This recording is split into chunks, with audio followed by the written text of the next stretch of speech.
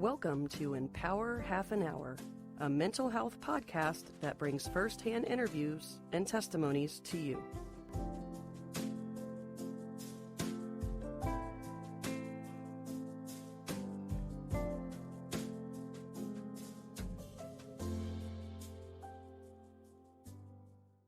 Hello, everyone. Welcome to Empower Half an Hour. My name is Brandon Spatz, and I'm your host. Today, we have Ryan Smith. Ryan works at Magnolia Clubhouse in Cleveland, Ohio, which is a part of the worldwide organization Clubhouse International. Ryan has worked as a Clubhouse Generalist at Magnolia Clubhouse since 2013 and celebrates his 10-year anniversary next month. He has been working in the mental health field since 2006. In the past, Ryan has worked as a co-facilitator in the group therapy at Belfair JCB, working with children. Ryan is a graduate from the Ohio Media School. Welcome to the podcast, Ryan. Yeah, it's great to be here. Thank you, Brandon, for having me on your podcast. You guys are doing amazing work with this podcast, and I'm really excited for our Clubhouse community to do more and more of this type of media. And so, yeah, great job to you guys. Absolutely. It's really means a lot to me that you putting that out there. So just a reminder for our viewers, a couple of episodes ago on episode 4, we had Jack Yatsko, the COO of the organization Clubhouse International. And we wanted to kind of have a Clubhouse Generalist, front lines of each clubhouse come on the podcast and really share what it's like to be a generalist and all the things that they get involved with. So we're happy to have you here. And if you could describe actually what a Clubhouse Generalist is and some of the responsibilities you have, as a generalist. Absolutely, yeah. The Clubhouse model itself is quite a unique model, unlike anything else that I've experienced in my mental health walk. And so coming here to Magnolia Clubhouse, the generalist role, the way I see it, my number one just thing that I have to do is engaging the members. And so as long as I am engaging and interacting with those coming here to the Clubhouse, I'm doing my job as a generalist and as a Clubhouse staff.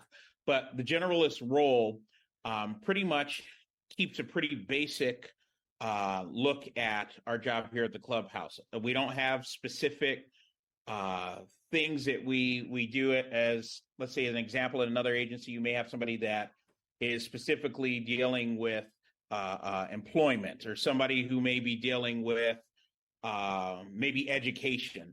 At Clubhouse, all of those jobs are shared between all of the staff to kind of help our members get whatever needs met that they need. So you're kind of like a Swiss Army knife. You got to know a little bit about everything. Obviously, sometimes there are people who have a little more knowledge in different avenues, but we all pull that information together as a community and work together.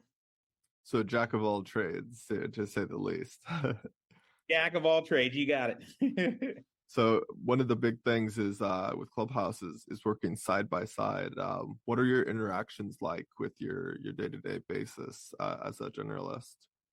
Yeah, the side by side is the real joy of this job. In the mental health field, I think a lot of different interactions that people have at other agencies. The staff is in control, and the staff kind of dictates what happens to you. And so sometimes in people's treatment, they kind of feel like they're just a passenger in that process. At Clubhouse, it literally is a side-by-side proposition here, where you are involved in your recovery, you're involved in, everything that happens. So there isn't much that I do here at Clubhouse that I don't have somebody next to me. From doing our TV broadcasts, which we'll get into later, but even, cleaning the bathrooms, making sure we're neatening up the unit space. If I have important phone calls and stuff, to make a lot of times members involved in everything. So that side by side, I think, really helps people feel that they are important and they are needed. In Clubhouse, the staff is kept small so that the member role is very much needed. So that, everybody has to participate to get the job done. And just that level of satisfaction is there for everyone participating. So really empowering the members and getting your hands dirty sometimes, so to speak. Sure. Being that you've been there here 10 years next month, what is some of the really amazing parts of it, like as terms as getting to know the members? I mean, 10 years is quite a while, and with Clubhouse we get new members, sometimes daily. So what's that like for you? Yeah, it's interesting. It keeps me on my toes because it's an ongoing education, per se, to the work and how the Clubhouse works. So like you mentioned, I've got members who have been here with me for a long time, and then people who are brand new. And so I think having brand new people always come in keeps you kind of fresh and on your toes to the work that you do on the unit. And so for us, I love specifically in our media department, watching somebody come in with really low self-esteem and feeling like, hey, this is too big for me, technology's over my head, I can't do this. And then working with that person, staff and peers together in a community, helping them gain the confidence to complete daily tasks. And then watching somebody's like, I can never do this, to, a couple months down the road, teaching somebody else how to perform the task in our unit has been really good for me. And then also my long-term members who have been with me as well, I'm here a lot. So even more so than with my family, we all have our families we go home to, but these are my colleagues. Every day I've shared successes with my members. I've even been here when we've had parents passing. And so we just live life together, and I wouldn't change anything about it. I love that aspect of the Clubhouse, that we're allowed to share our lives together. My kids have been up here for social activities that I've done, like holidays. They love the Clubhouse just as much as me. So I hope that answers the question. Oh yeah, that's amazing though, because the family atmosphere of it creates, it's some jobs are not like that, especially if you look at clinical jobs in mental health. It's very much so, you go in, you see the client, and it's done until your next appointment. But Clubhouse is all new ball game with that. Yeah, and I think you hit on an interesting point there too, in terms of appointments. You go in, you leave. Well, Clubhouse, you can come as much as you want. So in some cases, it's a daily relationship that we have, and I think that goes so much further than the regular. Hey, I come in and see you. We talk for a couple hours and then we're gone. So, yeah, definitely. Now, having the Clubhouse generalist job, how does that differ from other mental health jobs? I know we touched a little bit on there, but what are some major differences that you can think of?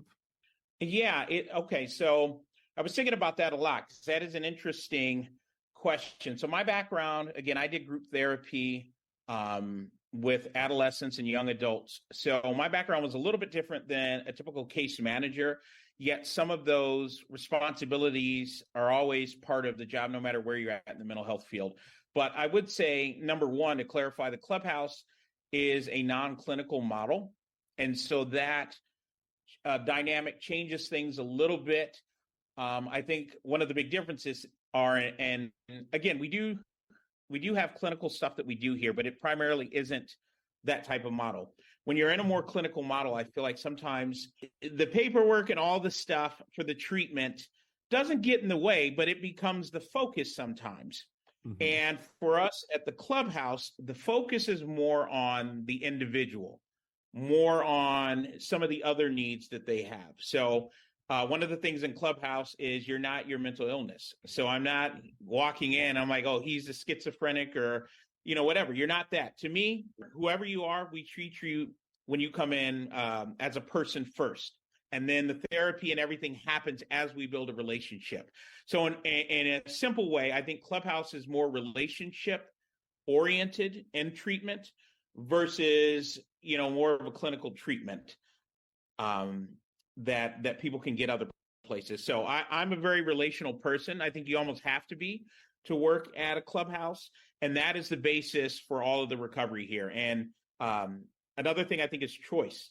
Choice is a big part of the clubhouse model. When members come in the door, they choose who they want to work with. They choose the type of work that they want to do. You know, choice is such a big thing. And sometimes when we get people from other mental health agencies, it's a hard thing to re-empower somebody with truth, because some people have been used to being prescribed and told what to do everywhere, that when they're given the opportunity to have a choice, it's very difficult to kind of break that mold. So choice and building things on a relationship, a one-to-one relationship in some cases, I think is a big difference between us and some of the other models. Wow. Yeah, it's definitely a lot of people with mental illness, when they go to the clinical side, they feel like a number. They don't feel like, they're human anymore. You wait in a waiting room, you see your doctor, and then you wait at the desk again to get your next appointment. And just reintroducing a person when they come to the clubhouse, you empower them as much as possible. And then also, you find their skills, you find, you get to know them past that, clinical side where you only talk about certain types of things. You can ask them questions that are, otherwise at times off limits. Yeah. Instead of John Doe being known for, whatever sickness, I know him as a photographer who likes music, and all these other good things about the person. So exactly, we're people, people meet people and have relationships, and that's how we grow as people. So yeah. definitely. Now you've been there for 10 years. What unit did you start in, and then where are you now? Over the years, how have you changed? Yeah. So my journey to Clubhouse, it was interesting. My brother was actually working here at the Clubhouse before I started. So, and I had no knowledge of what this is. I think that's one of the big things in Clubhouse is kind of understanding what a Clubhouse is, because there's no frame of reference. So I came based on his recommendation to the Clubhouse, and I initially started on our membership unit, where we do enrollments, we track our members and a lot of stuff with the membership process here. But very quickly, I changed units because one of the things, I was actually in school at the media school while I was transitioning over to the Clubhouse. Clubhouse was a daytime job. I left a night job to come here so that I could go to school. And so my media skills, once I got here, my brother left because he was running the media department and I got to move up. And I've been there ever since. So I was probably in another unit for maybe a month or two. And then I graduated up to the communications unit where I work now. And I'm loving every minute of it, man. That's awesome. A lot of cool changes that can happen at Clubhouse, and especially how it doesn't just empower the members, the staff members too. It's being that you were in school, you got to carry that over. You had that original job, but they wanted to work with you and get you to where you needed to be. Yeah, that's right. You know what? Sometimes things just align. I believe that God has a purpose for each one of us. And for me, I could not have orchestrated things in this way, in a more perfect way. So I really feel blessed to be here, and blessed to be a part of this, because it just kind of happened to work out for me in all the right ways. I like people and I like technology. And here I've been able to marry them, and teach other people how to, improve their skills in this as well. That's incredible that you've had so many experiences in a job. Sometimes jobs can be just a paycheck, and finding that even mix of you get the money, but you also get those incredible experiences as well. Absolutely. So talk about some of your projects for the media unit that you're in, and then how you were able to grow them to become successful. Yeah. So when I first got here, Magnolia Clubhouse has been around since it was in 1961. It was Hill House. And so we've been doing psychosocial rehabilitation for a long time, but it officially became a Clubhouse, Magnolia Clubhouse, in 2004. And so I was lucky when I got here that a lot of the original staff that Magnolia to their first accreditation were still here. So the communications unit when I began was a very small unit. It was just me with two other staff with other functions and a bunch of members who wanted to come in and work. So over the years, as people have retired, the unit has grown. And one of the important things is media has become important to this community, which I think is something we all who like media, in order to get it part of your clubhouse, getting the other people, staff members, to understand the importance of it is a big thing to growing it, because you can't grow it just on your own. It takes the whole community. So as the landscape changed, there was more of an emphasis on media. So where we're at right now is we've got a unit with three staff, and we have grown so that we have an entire floor dedicated to number one, our bread and butter is our weekly news program, which we changed during COVID. It was every day, and now we do it once a week. We're really moving into social media right now and trying to learn how to grow that. And then, we've also got some ideas of a podcast that possibly will be coming to our clubhouse as well. So, there's a lot going on here, but I watched this unit really grow and seen Magnolia from the top down to the bottom really understand the importance of having media at the clubhouse. Absolutely. Now, you have I know one of your main channels for the newscasts is YouTube. Can you tell what the name of that YouTube channel is? That way, if any viewers want to check it out. Absolutely. Yeah, I appreciate that, Brandon. Ours is very simple. It's just Magnolia Clubhouse. So when you go there, you'll see just our logo. It's a house with a M for Magnolia. And we make it pretty simple so people can go there. But yeah, that channel has grown. Obviously, in the YouTube channel, you want lots of content on there so that you get a lot of viewership. And so we've done a good job, especially during COVID, to make sure. I think we're, I don't want to say this wrong, but maybe around 100, 150 or so episodes of our weekly news. But we also use it as a platform for advocacy. When we have politicians come in, we record them and we put those on there. We have been very fortunate that we've had a lot of local news stations come and do stories about us. So literally anything that we can do to get the word out about Magnolia Clubhouse, and not just us. I want to make it clear, too, that we're not just promoting our individual clubhouse, but we're promoting Clubhouse International and all the accredited clubhouses as well. So we use that channel to put any content that can move that forward onto our channel. Absolutely. And the movement of Clubhouse International, all of the clubhouses may be smaller and just for their community, but we want to find that way where we can promote not just our clubhouse, not just Miracle Clubhouse in my way and then Magnolia Clubhouse on your way, but the whole bigger picture and getting that new clubhouses started. Tell me a little bit about some of your advocacy work that your unit does. I know you talked about state laws and then also the politicians in all different ways. Yeah, we are very active. And this is the cool thing about Clubhouse and all the moving pieces coming together. So our unit handles all of the media stuff, but our other unit handles a lot of the advocacy work. So them working together, they reach out to the person, then they come in and we use all of our talents to get whoever they connected to out to the community. So recently, I can tell you we've just had Sherrod Brown visit the clubhouse, and there was a roundtable discussion about the care response program, trying to get mental health professionals, peer support specialists, case managers, or whatever to ride along with police officers so that in a mental health crisis, the police aren't left by themselves to handle this. And so we hosted a bunch of people here to discuss that. And so we took pictures, we got an interview with Sherrod Brown and put him on to our channel as well.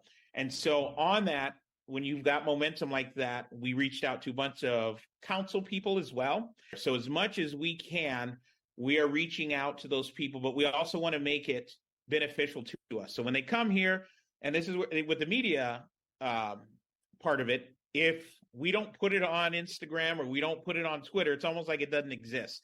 So we are very strategic in trying to document that and then putting it out so our community can see it, and trying to, in some ways, keep the movement going so that politicians who come know that it's a relationship that we're now building with you. Exactly. Letting them know that if they need a favor, you can do it, and vice versa. And that really goes a long way. And just empowering your members, to advocate for themselves as well, because a lot of times with mental health, we can get stuck in ourselves when we're in the deep parts of our disorders. And then when we get to Clubhouse, it's not time to be by yourself. It's time to grow, and reaching out as the bigger picture to make a change is a great way of doing that. Another cool success that we had, not necessarily related to politicians, but just in the bigger sense of the community, is a while ago, it was a real cool thing that we had one of the Cleveland Browns come to us and visit our clubhouse and make a donation and pretty much spend a whole morning with us here. And it was a lot of stuff that we worked on our media unit. We had reached out to this player. And the cool thing about our media unit is we created a video that we sent to them, which our members were featured in their story and wanted to share with him that he wasn't alone. Even as an athlete, with mental illness, this is a bigger community. And so we did that. And when he came to the clubhouse, he said, "Man, I remember the video you guys sent me." And he pointed out the members who were in that video.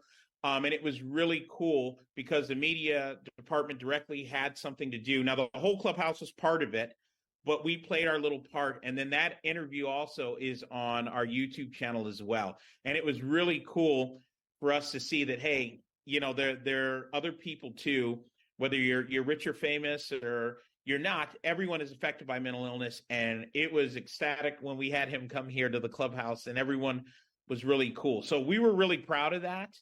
And we'd like to have more stuff like that happen, but that was just one thing too that I just wanted to point out was a really cool victory for us here at Magnolia. That's incredible. That's really a good way of doing it. And also, like you said, it doesn't discriminate, when you're talking about mental health. If you're rich, you're poor, it across the board, it can affect anyone. And building those relationships, having the player come into your clubhouse, and the members get to show it off a bit and be proud of what's theirs. So Absolutely. that's incredible work. So when we're talking about media, why should the media be important to each clubhouse when we're looking at the bigger picture and all the clubhouses in the world? Why should media be focused on? Yeah, excellent question, Brandon. Let me first define real quick what media is, just so we're understanding. So if you were to pull up media, the definition is the means of communication as radio, TV, newspaper, magazines, and the internet that reach or influence people widely. So when you're talking about reaching people widely, that is kind of the society we live in right now. Media and the way that we use it here with our TV, YouTube is a direct way of doing that. I know in the past, newsletters have kind of been a way of doing things, but you have to adapt with the times. And right now, I don't know about you guys in Dayton, but we're still trying to become more known here in the community for Magnolia Clubhouse. And so I think it's very important to utilize the tools that we have. And quite honestly, nowadays, if you don't have a presence in social media or online, you're kind of irrelevant in the grand scheme of things. I mean, you go to Dunkin' Donuts and you can go to hashtag Dunkin' Donuts or, Exactly. McDonald's. It's all there. So I think it's a really good thing for clubhouses to embrace that and figure out, like you guys are doing with your podcast, how to not just do it, but do it excellent so that you can maximize these tools in the public. So, that's kind of our passion on our unit. And we also try and share with other clubhouses too, how they can get strong, because the more of us out there sharing what we do, the better it is, and we all benefit from it. Absolutely. And really the first like step of knowing, like with the media, is knowing that you can make a big difference with one video, one post. It takes time. And I know Instagram, Facebook, YouTube, they all have algorithms for their content, how it's done. So finding out what works. Hashtags have been something here at our clubhouse that we are trying to figure out. We're trying to market it in the way. We had just released the video actually. That was a Nice. Instagram reel, and we did it on 2 other platforms, and we got like 600 views so quickly. But other ones that we have, we didn't put the certain hashtags on, and it didn't get anything circulated. So finding out what works and how we can keep up with it, because you're right, if you don't have something online, it's hard these days. You can only grow so much, and that's something that we gotta, as a Clubhouse community and in any sort of business, not even just with Clubhouse, you can learn about it from online. Yeah. And Brandon, it's interesting because one of the things, some people might call us silly for this, but we use any way that we can to kind of get our name out there. So there's always, everyone wants to have a viral video. And getting a viral video, who knows? It's an imperfect science, but we kind of use some of those things here.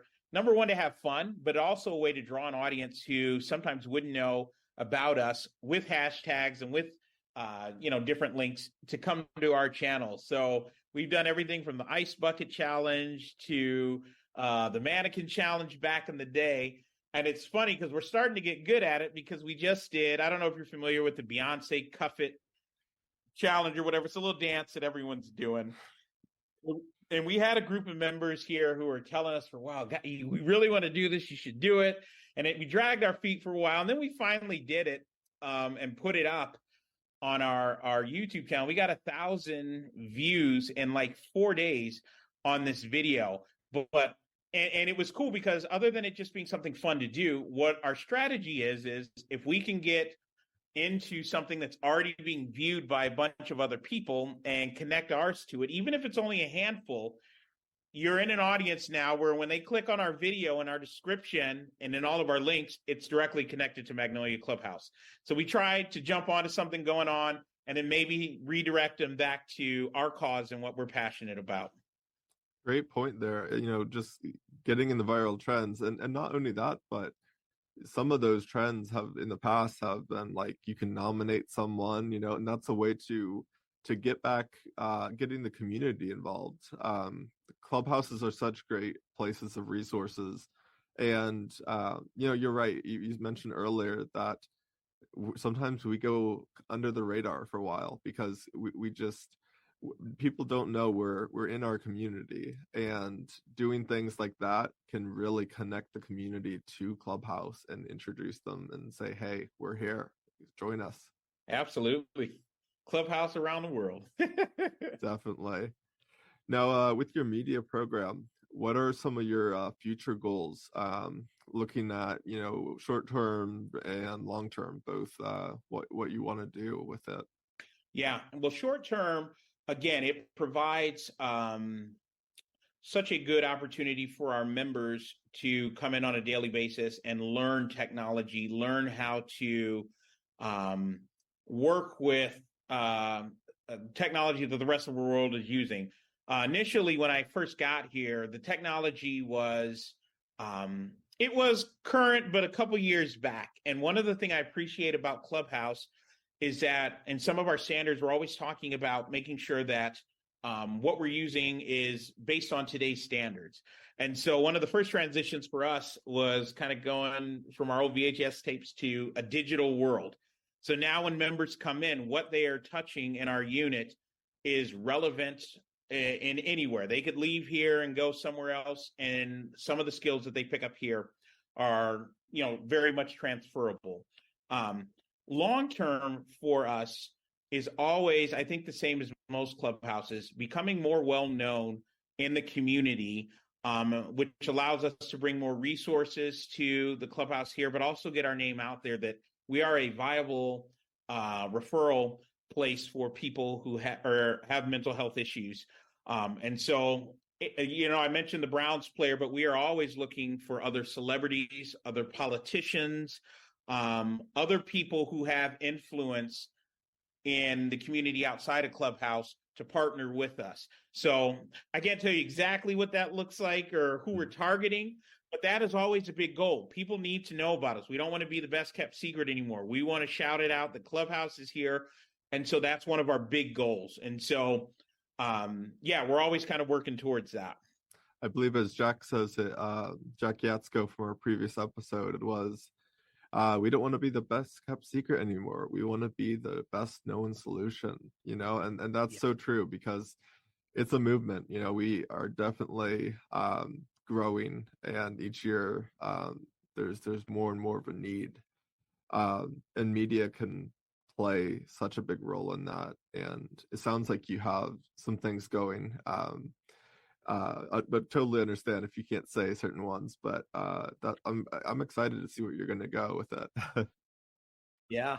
And I think it's a good thing too. You were talking about Jack, and it was amazing for him to be on your podcast. But I think one thing we remind our members here too, and for your listening audience, is that the Clubhouse movement is a worldwide movement. There are over 300 plus clubhouses around the world. And so this isn't, even if it's the first time you're hearing about it, there is a movement, and there is a much bigger kind of, it's a bigger organization. It's a worldwide organization for people who are thinking maybe the Clubhouse is just one small. There's over 300 of us, but still the work isn't done because we want everyone to know, who we are. Definitely. And for the listeners out there right now that are kind of lost in a way, if you're looking for some more clarification, go to episode 4 with we had Jack Yatsko, talking about how to start clubhouses, what the clubhouse is, and that can just serve as a wonderful introduction to you. And then come back to this episode, of course, and then maybe it may click a bit, but just wanted to throw that out there for anyone that might be lost. With the Clubhouse Generalist, we've talked about how there's job responsibilities, how there's it's different from other jobs, but what would be some advice that you would have to someone that finds a clubhouse and really wants to get on and become a generalist? What would be advice for getting them started, or just anything that you may have?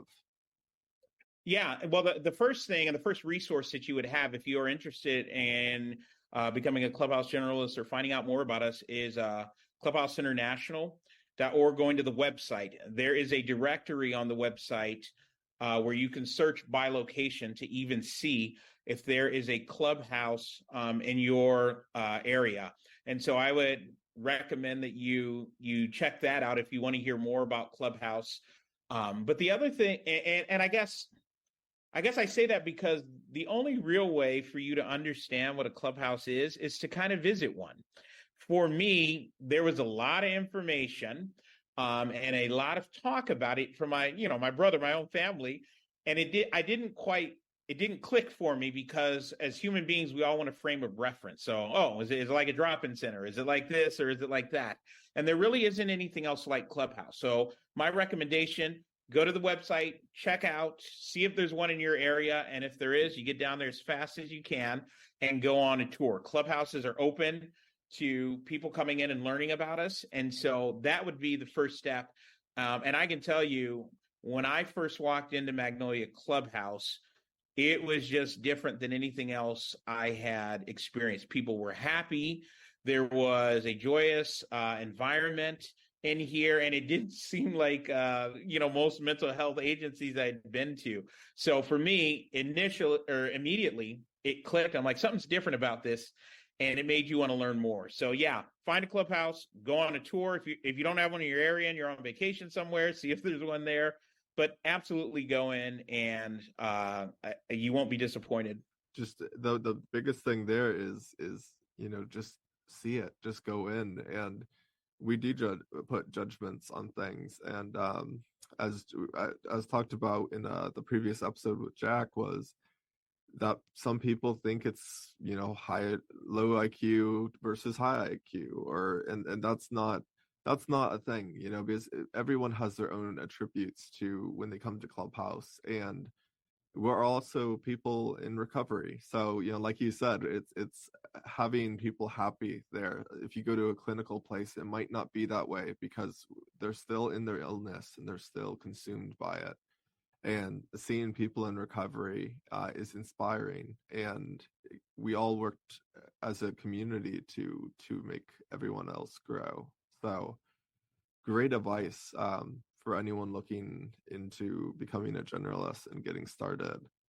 I really want to thank Ryan Smith for joining us today and taking time out of his day to educate everyone a little bit on Clubhouse and Clubhouse International.